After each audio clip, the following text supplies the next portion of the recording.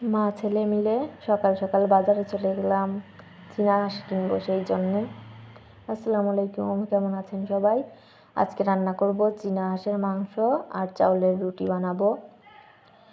হাঁস কিনে এনে তো আর এক যন্ত্রণার মধ্যে পড়লাম।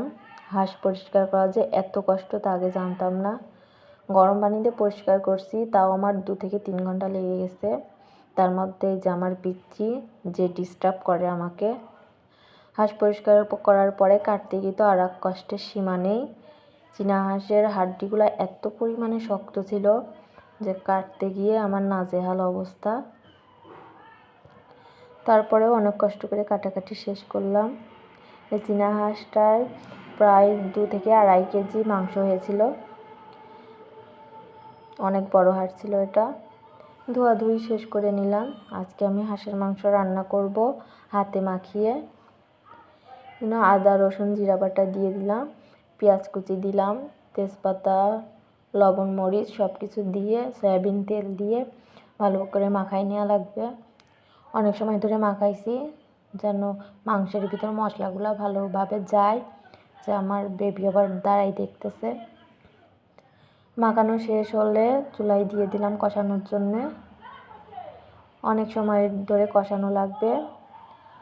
যত মাংস ভালোভাবে কষাবেন ততই ভালো লাগবে।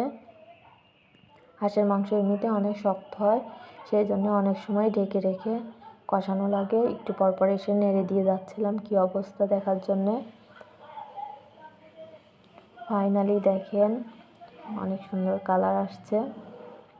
আমার আলু ছাড়া কোনো মাংসই ভালো লাগে না, সেই জন্য একটু আলু দিয়ে দিলাম। আলু দেওয়ার পরে একটু নাড়াচাড়া করে আবার ঘন্টাখানেকের জন্য ঢেকে রাখতে হবে যেন মাংসগুলো ভালোভাবে সিদ্ধ হয়।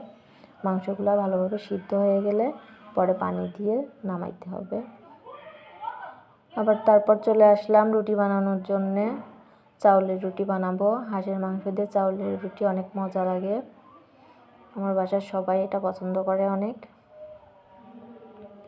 তারপর রুটি বানানো শেষ করে চলে আসলাম রুটি সেকার জন্যে। হাঁসের মাংস দিয়ে চাউলের রুটি কার কার পছন্দ অবশ্যই বলবেন, কিন্তু আমার তো ভীষণ পছন্দ। যে ফাইনালি আমার রুটি বানানো আর মাংস রান্না করা শেষ। এখন খাওয়ার পালা। টেস্ট করে দেখব কেমন হয়েছে। যে বাবা ছেলে বসে গেছে খাওয়ার জন্যে। আমার তো দেখেই অনেক লোভ লাগতেছে, কখন যে খাবো।